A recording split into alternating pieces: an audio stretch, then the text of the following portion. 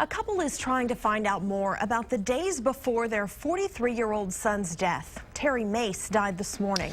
We've been following his story for you. Terry's parents won temporary guardianship after Terry had a heart attack back on March 6th and was put on life support.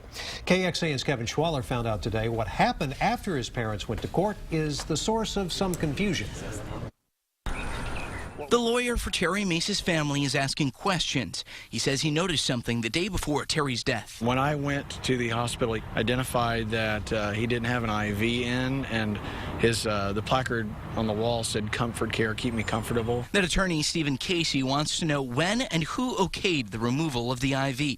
He says after questions from Terry's family, the IV was put back in that night. Still, we don't know if the lack of IV contributed to Terry's death. To the best of our knowledge, the doctor did not sit down with the family and inform them that any tubes were being removed. We spoke with Associate Professor of Law at Southern Methodist University, Tom Mayo, online. He says he helped write part of the Texas law dealing with end-of-life decision-making.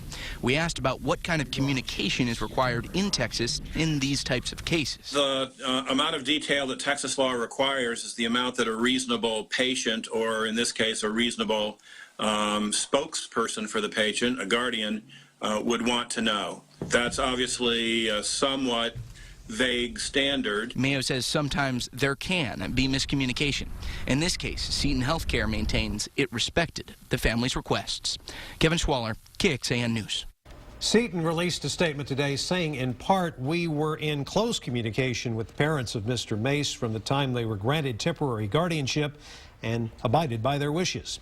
Seton says it is respecting the family's privacy and will not be making a further comment. The family attorney says he does not plan to file a lawsuit.